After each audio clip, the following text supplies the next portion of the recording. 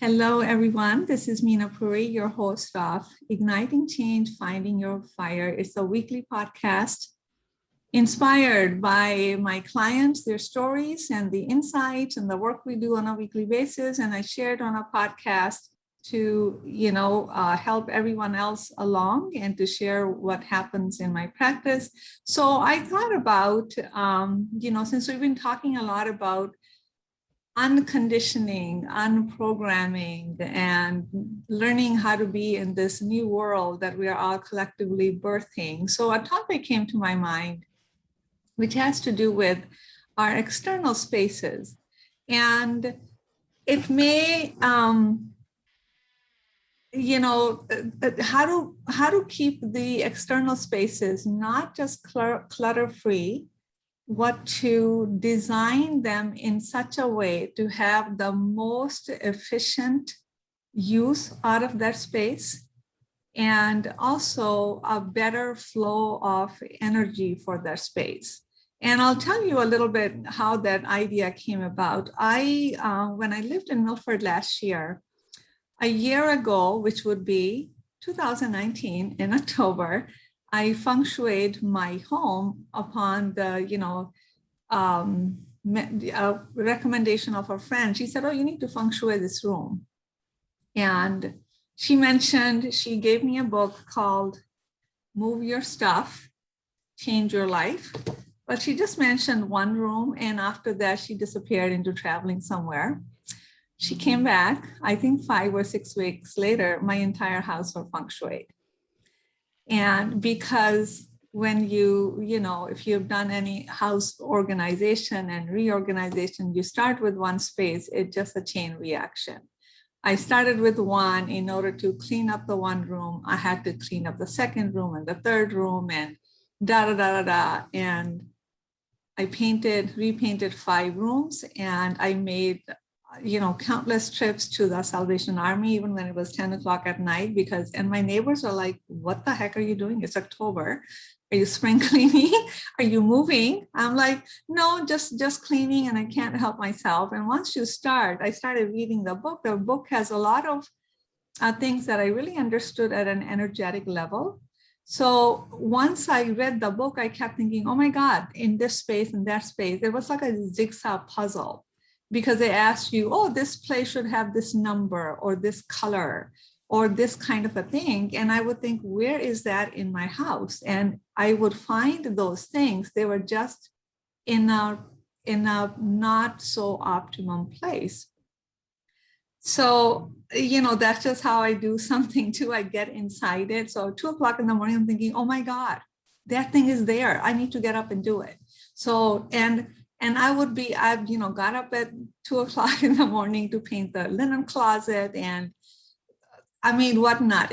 I was unstoppable. I couldn't help myself. It was like a force of nature. The floor was cluttered. The whole kitchen cupboard was down. So anyways, I worked on it really nonstop every minute I could get away from work. And 5 or 6 weeks later, the entire house was feng shuied. I literally got rid of half of my stuff. My neighbors thought, are you moving in the garage? Because there was nothing in the garage. I painted the color pistachio. Very unusual, because the neighbors who walk by, they're like, oh, I want that color. Mine is just plain old white. And you could literally sleep on the floor. And I'm like, yeah, in case I need to. So everything was just lovely. And I had no idea what that would do. A year later, actually, pretty much a year later, in November of last year, I sold that home and moved to Toronto. So when it came to selling the home, it was not a big deal. My house was as organized as it possibly could be. You can open closets and things, everything was. And another idea that came to my mind, I'm like, it has to spark joy. When I open up a cupboard, if I'm irritated because I can't find something, that's not a good thing. And that was happening a lot around my pantry because all the stuff is in the back and you can't see it. And I would keep using all the space, but the space wasn't using wisely because I couldn't find things. So I really spaced things out, only put a few things. And anyway, so it was sparking a lot of joy, any part of my home. And when it came time to putting it up for sale, it was no big deal. And I sold the house. It was a shock to my system as well initially. And I thought, oh my God, I just cleaned the whole house. I painted it the colors that it need to be. I did it all feng shui. Now I want to live in it. And I had no idea that I would be selling it. So I sold the home and I moved to Toronto. It had never even occurred to me in a million years that I would move to Toronto. I was so attached to that home. I loved every inch of my home. And when I left, I'm literally telling you, I kissed the floors, I kissed the walls. Like the house was like a thing. It was a living thing for me. It was every inch of the house was a representation of me.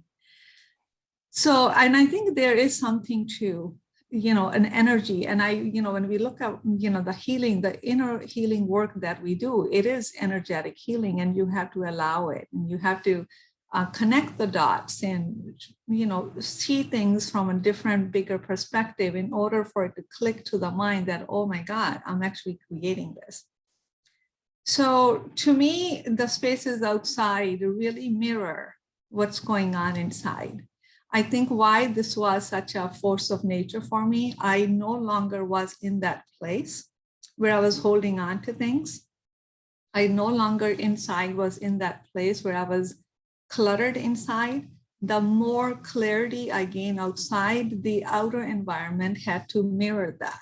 So I'm not suggesting it always has to be that way. Sometimes people just start from the outside, and then that kind of initiates the changes on the inside. It really doesn't matter how it happens. Everything is a cycle, and the beautiful thing about a cycle is begin any place, begin anywhere that you want to begin.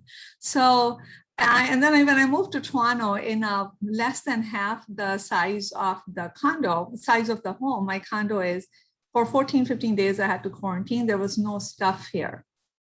I absolutely loved empty spaces.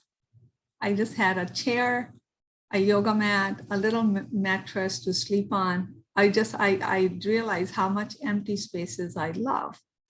Then when all the stuff moved in, my heart just sunk. And I thought, oh my God, there goes all of my empty spaces that I've been enjoying. And so then I got rid of more. I didn't care if it was new or brand new because I have no place to put things. I have a small storage, but I just got rid of stuff because if it wasn't something that was making me happy, the value was no longer there. And so I was able to create spaces that, when I say inspiring, like for example, I have a window, like how do I want to use the window? If I put a couch, so my back is towards the window, I no longer can enjoy the light that I love about the city and about living so high up. So I turned one chair facing the window, even though it looks kind of odd when you walk in. It's like if other people are sitting, my back would be towards them, right? It looks kind of a little goofy, but there's no one here. Everybody's isolated, so it doesn't matter. And so for me, a space has to be utilized. In my old home, I had used the living room, the formal living room, I think it's called, for my office. The dining room was used for my kids' playroom. He could paint, put glue, put whatever. He could do whatever he wanted to it. The couch was his jungle gym, because that's when he was growing up, and that's what he needed. So for me, spaces have to be represent you, so you can. The spaces have to nurture your growth. They have to nurture or provide the outlet for whatever it is that you are engaged in your life, so you can continue to cultivate that and grow into that. And once it's no longer needed, that space changes to something else. And I realize that's quite different from, even myself. Like we all grew up with the family room, living room, dresser, mirror, pictures of everybody everywhere. Everybody kind of had a very standard kind of decor. And I had this huge mirror in my bedroom, And in my Milford home, and when I did the Feng Shui, they're like, you should not have a mirror in the bedroom. And I realized, I thought, it's actually have no purpose. I never look into that mirror because there's mirror in the bathroom. Why do I have it? Because I just have it, because it came with the whole set. So, and I moved that mirror, and actually I put it above my fireplace in my home in Wilford, because that's where it was asked that it should be like the water element. It represents the water element, should be above the fire to kind of balance out the fire. So I put it above there, it fitted there perfectly. So it really is, so it's a different way to think about how to utilize the space. And I was thinking about doing this podcast. Charlotte here, she's a coach, and recently I know that she's been talking a lot about decluttering. So I am so happy and excited. And Charlotte and I have worked together before. We work really well together. I like what she does. And so I want to welcome Charlotte Kaye to this podcast. And so she can share with us her tools and what's in her treasure chest when she works with clients in decluttering. So Charlotte. Yeah. Hi, Mina. Yeah, I'm Charlotte Kaye. It's so funny. I didn't realize the name of your podcast is Igniting Change and Finding Your Fire. And that was the first program. We did the first round of that program together. Yeah. So that's really fun. And yeah, so I'm a decluttering coach and a women's empowerment coach. And I feel like I don't even know where to start, because you just like shared all the beautiful everything about decluttering. But maybe if you have like, what was most challenging? What did you get stuck on as you were decluttering, if anything? Oh yeah, that's such a good. I got stuck on my mom's things. My mom knitted these sweaters for me. I left India when I was, very young teenager. And she knitted those sweaters to me thinking I was still that young teenager. And the style was different, and they really would come just barely beneath my breastbone, tiny arms, and really tight. And she knitted them. I think I may have still have it. And some of her scarves and things, and I have no use for them. I have absolutely no purpose. And some things that she got me made, I have no purpose for them. So I couldn't part with them. And as I looked, and I'm like, okay, what is it that I'm getting from this? And I thought, well, one day when I'm not here, somebody else is going to throw this away. It's going to have no meaning for them. So I do it, and I do it with love, and I give it to somebody who can use it. So that was the hard part. Yeah. Yeah. Sentimental. And is your mom still around? No, my mom is still not around. And I think also we get attached to our way of being. I'm in the academics. I've studied a lot all my life. I'm known for taking note that people want to buy from me. A multicolor use. I use symbols and all kinds of things. So I had these biochemistry books and lab works, whatever. And if you see the notes, like you could paint, you could like put it in a piece of art, because I thought, oh my God, I can't believe that I did that. I would just be admiring my own work. I'm like, Mina, you don't need it. You're no longer, you've been there, done that. So I had to really say, well, next chapter, another adventure, you already experienced it. Just because you experienced it doesn't mean you have to keep carrying it with you. So those kind of things I had a hard time, but I decided to let go, to free myself off it anyways, to see who else can I be? Yeah. What else can I be?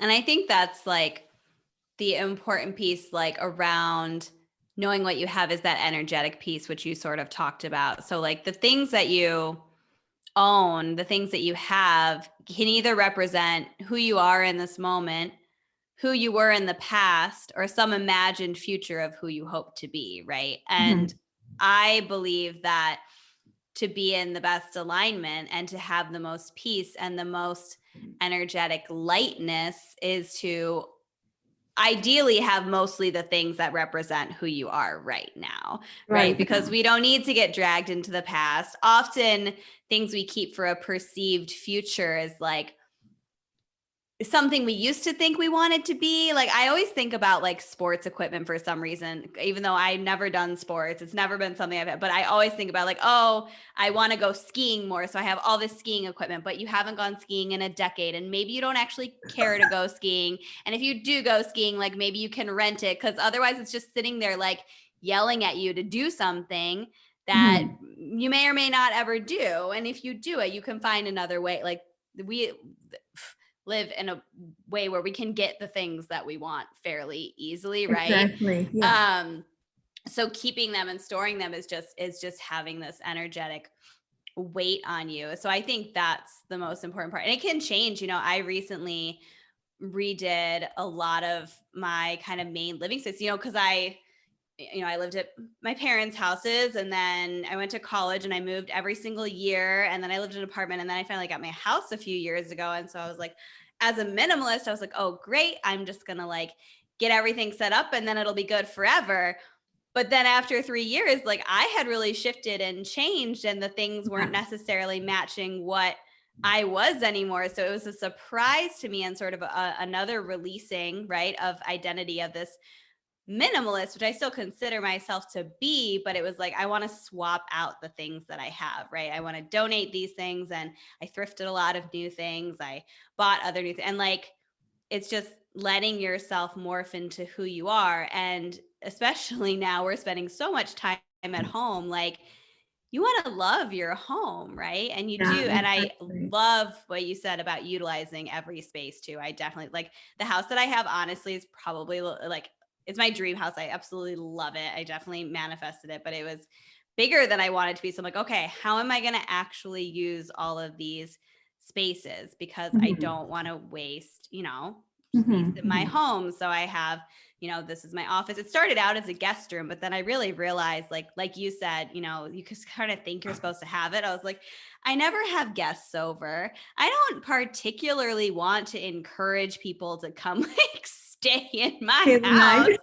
If they really need to. I have a couch. So like, I actually started creating this room when I started having the idea for my business. I knew it would be an online business, and I was like, okay, it was like a fun way to start living that new identity, right? That wasn't just like, oh, let me buy I don't know, like a piece of clothing that I think will represent me in that new business, which you could. But if you do that, like wear it now, right? Like get started now. Like don't buy a podcast microphone in hopes that one day you'll start a You'll podcast. use Like it. Yeah. get it when you're ready to use it, because then you immediately start getting into the energy of that next level true desire of who you want to be. And then if 2 months later you get bored of podcasting, whatever, get rid of the podcast, Melly, give us whatever, it's fine. I know. I think it's really, there's a lot to be said about that, because many times, I remember I kind of grew up with this thing of perfection. I would, note down everything, and I would be the one who studied every book from cover to cover. Okay. I had to know every little single thing. And I was a nerdy kid who would be sitting outside the teacher's office because I had that one stupid question that probably no one will ask that I needed to know. Or you can say I'm obsessive. I can relate. Right. And then now I have become totally different. I read books, I open whatever shows up is good enough. And actually I'm at a point where like, I don't want to read anymore. I just want to feel. I want to experience. I want to go inside. There's already tons of stuff in here. I want to wonder. I want to ponder. I want to imagine. I don't want to necessarily read. And I don't, we kind of grew up with, we are attached onto our attachments, right? So I really now feel like life is so fluid. We're here to experience all kinds of things. So that's how it was easy for me to leave my Milford home. And I thought, well, Meena, you're going to have to leave it one day. You can't take it with you. So, but leave it now. Leave it consciously, leave it, choose to leave it. So when you can go look at other things in Toronto. And that's how I really, it's like, enjoy it now. And who knows what next year is going to bring that I can enjoy. So I really don't attach on to things the way I did anymore. even furniture, some things got messed up. I'm like, well, you loved it. So thank you, God, for I Oh loved my it. Doesn't mean I God. have to own it or I have to put it inside my body. I'm going to take it with me. So you loved it already. The benefit has already been had, Yes. right? You've already loved it. So now, I let know. go of it. That's why, like, so I have this couch that is like, I always thought I would just have a great couch because it goes with everything and you can like do these things. And now I want a different couch. And the couch I want is a more of an investment piece and it's like velvet and I have a dog and I have a cat. So it's going to get hair out. And I almost am like, I need to like mess it up in some little way right away.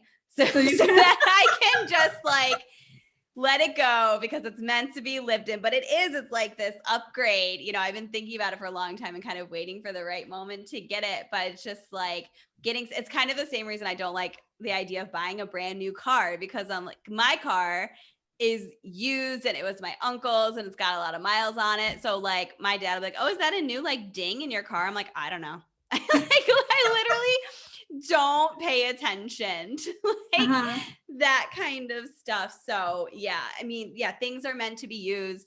They're meant to be lived in. They're I meant know. to bring joy. Like, but I get the perfectionism as well of like, Yeah, it's like we save the best for some unforeseen, some imagined day or event that never is going to happen. yeah. So today is, I'm like, if you got a stain on something, well, there you go. You used it. You Mm-hmm. used it. You used this thing, Yeah. whatever it was you were saving it for. Yeah. And so it's just I find it very freeing to live that way. If something Yeah. gets messed up, I'm like, thank God it messed up so I can toss it out.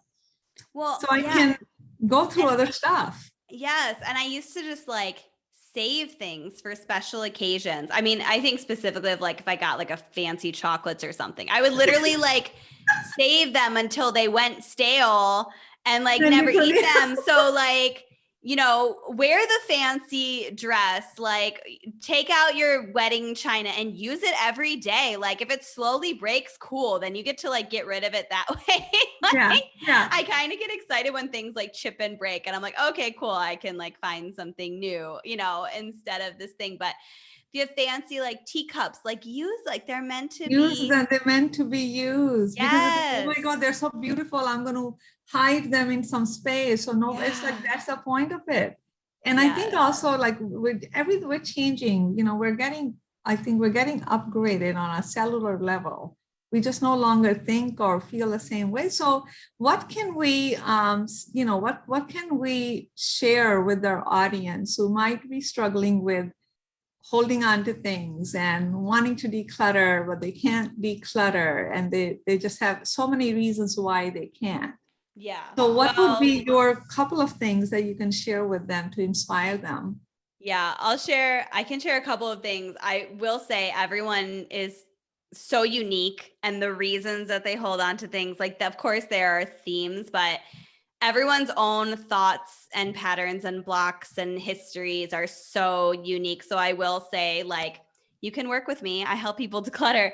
But generally I would ask, what do you want to your home to feel like? So this is coming to mind as hopefully a helpful analogy, but I did a online retreat over the weekend and someone I really love did a money masterclass and we were talking about like where does your money story come from, like what was your dad's relationship with money and what was your mom's relationship with money, and I was sort of sharing and then she said something that I would think as like a mindset coach I would have thought about, but she was like, cool, so you're aware of like your history, now you get to decide what your new story is. It's And going to be.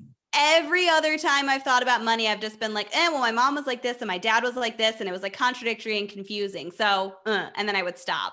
And then I was like, wait, no, the most important part is to start the new relationship, right? So remembering that like everything you have is fine. It's where you were, it's what you acquired. Maybe you spent money on it and never used it. And we've all done that. We've all done that. Let go of the guilt. Ask yourself, what do you want your new space to feel like? What do you want your new story to feel like? And I think that's why decluttering is so powerful because you start to see, as you talked about, the value of space, Mm-hmm. like the value of open space. And so sometimes that is worth getting rid of something.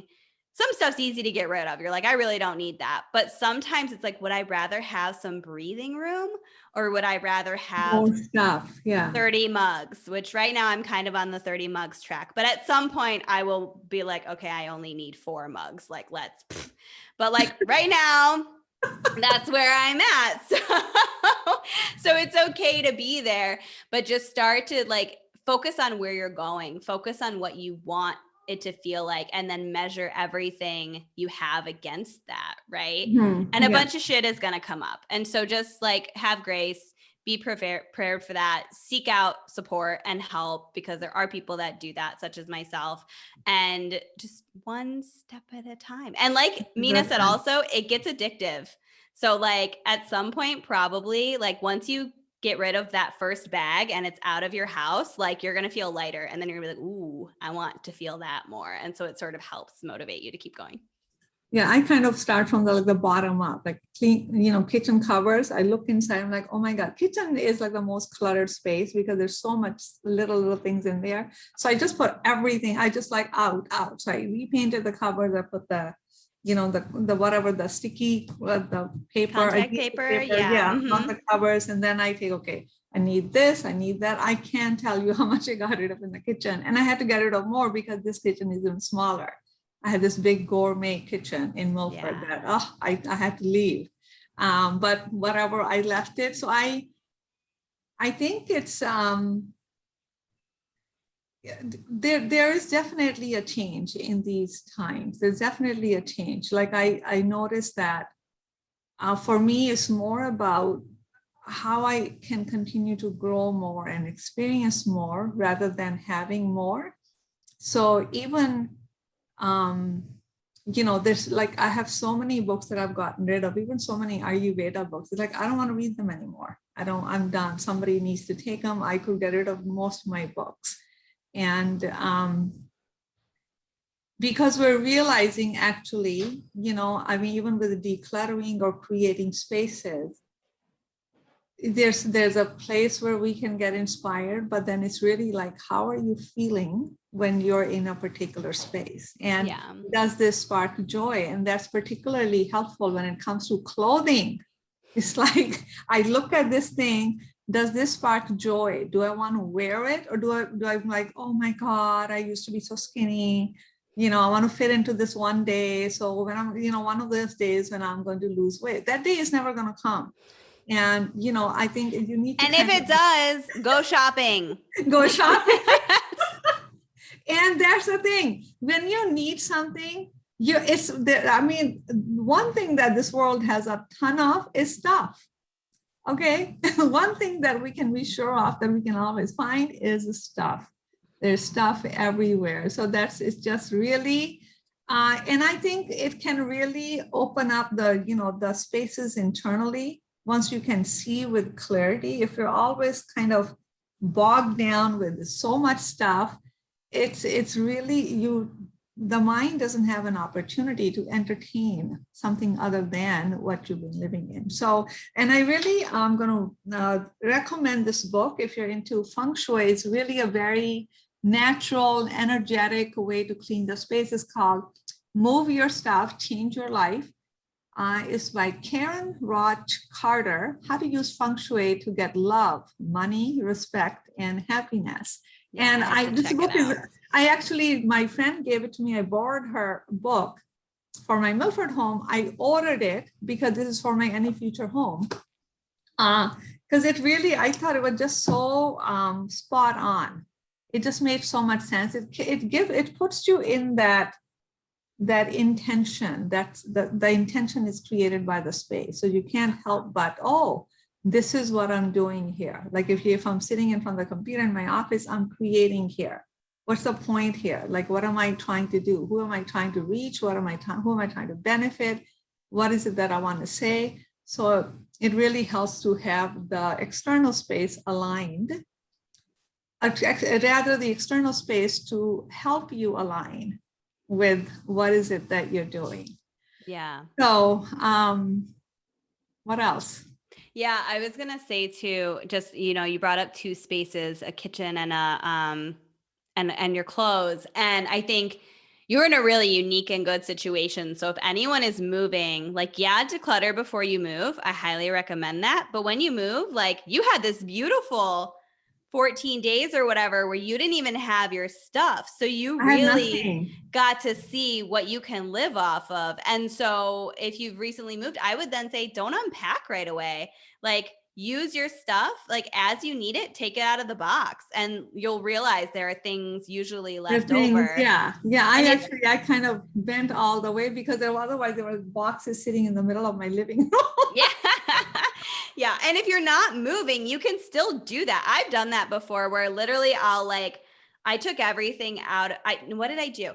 I moved everything into a couple of my kitchen cabinets. I like stuffed it all in there. And then as I used it, I moved it to the cabinet I had emptied out. So I could see how much I was actually using.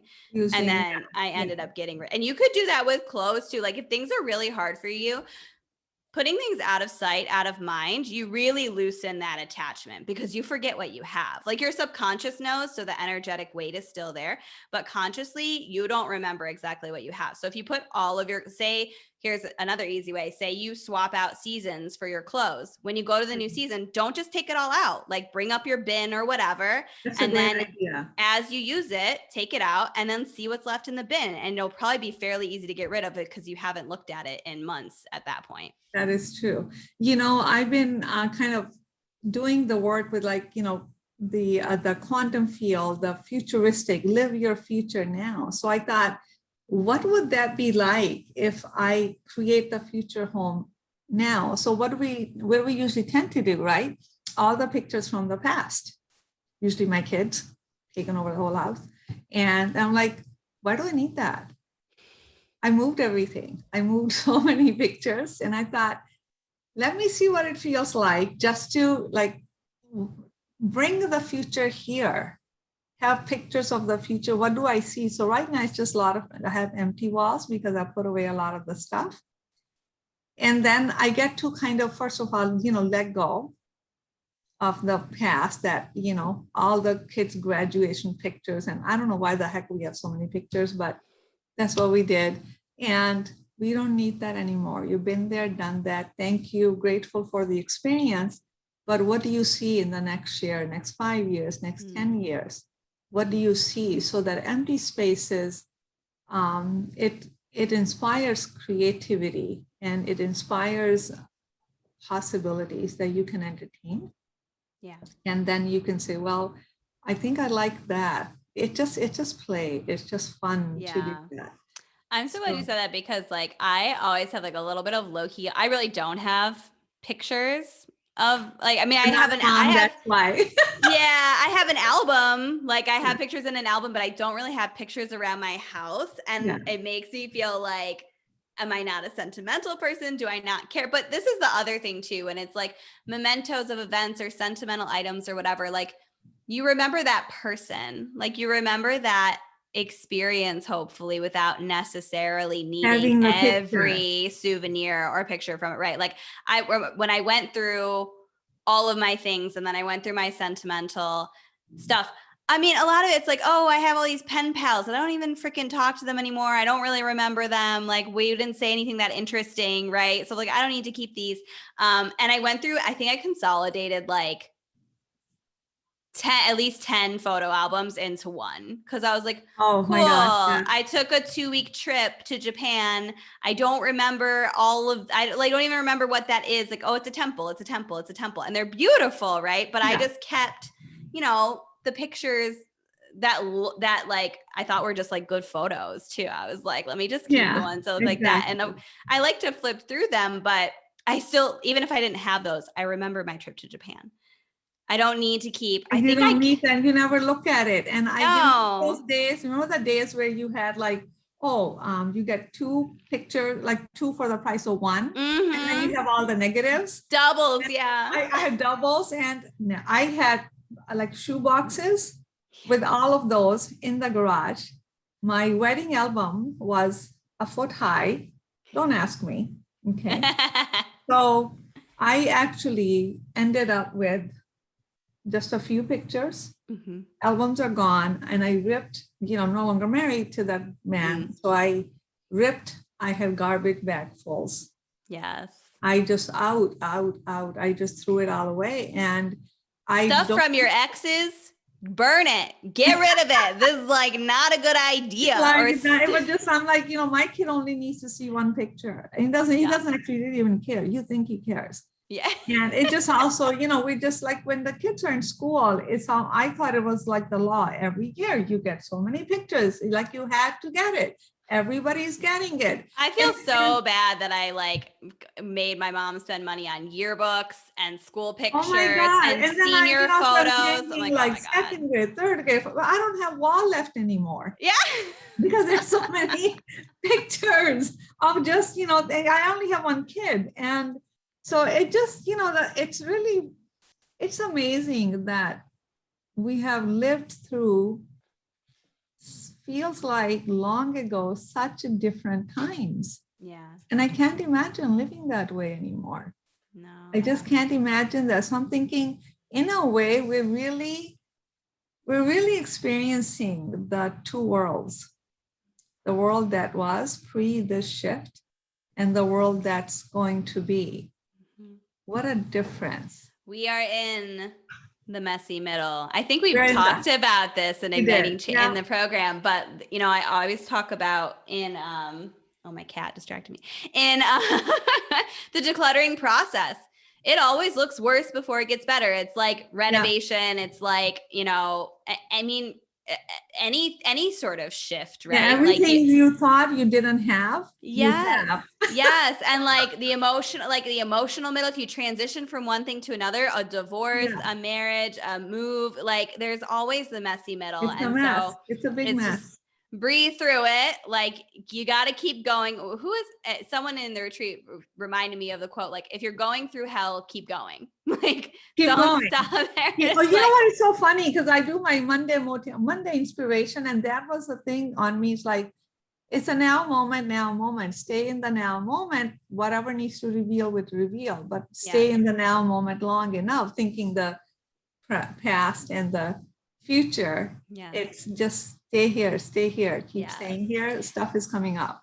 Yes. And I did a talk for a group of real estate agents, and we were talking about like how to motivate yourself to declutter, which I just think it'll hit you. Like there'll be a time it'll hit you with or without help. Like you can do that. But someone talked about something a concept I really like too, which is like, what will my future self thank me for? Right. Like, if you had known you were moving, which that's so funny, the way it aligned that you just happened to get rid of half your things and then you downsized. But if you had known you're moving, it's like, okay, what can I do today that my future self will thank me for? Like maybe it's donate the pants that don't fit, because tomorrow you're going to look at them again and you're going to feel like shit because if they do fit, buy new ones. Styles have changed. Yes. And this is like kind of a side note, but I, as probably a lot of people, have like put on COVID weight, which is totally fine, which didn't feel totally fine the whole time, but now I'm okay with it. Always, please always have a pair of pants that fit you, because nothing feels worse than wearing pants that are too small. I'm just like utterly convinced that comfort is like is big on my list. Yes, like your body is like, because literally like gain weight, look at myself naked, I'm like, that looks great. Put on the pants that don't fit. Oh, I'm disgusting. I'm fat. I feel like shit. Like buy pants that fit, and then magically that just goes away. It goes away. It fits better. And don't resist it. Be where you are. It's okay. I know. I always tell people, you know what, on your last day of exit, what is going to matter to you? It's like, did you lose that 5, 10 pounds, 15 pounds, 5 pounds? It's not, it's not going to matter. There's about how you feel. Can I say the F word? Yeah. Okay. So there's a book recently I read that really kind of helped me, and it's called The Fuck It Diet. And it talks a lot about that. So if anyone else if you are on the podcast, there's going to be an F word. That's true. Yeah. So if anyone else is going through that, like it's a really good book. That just sort of helps talk about the BS behind weight loss. Oh, yeah. All of these things, which. Yeah. So anyways, I know we can chat on all kinds of stuff, but so my message to the listeners would be, if you're feeling overwhelmed, feeling like you have no room, you feel like you can't reach, there's no space around you, the chances are probably your spaces, you have too much, a lot of clutter around. So it's really a process of letting go. And you have no idea when you let go, all kind of things that can come your way that are waiting to kind of for an opening. So if we create the opening, so take a look at the book. And Charlotte, if people want to reach out to you, where can they reach you? Yeah. So I also have a podcast called the Cozy and Connected podcast. And then I have Facebook is great. I have a Facebook group called the Cozy and Connected Coven. My name on there is Charlotte Kaye. So you can feel free to DM me there. Okay. Sounds good. And Meena Puri, ayurvedikhealingcenter.com is my website. And have yourself a wonderful week. And I will see you at the next video. Thank you, Charlotte. You're welcome.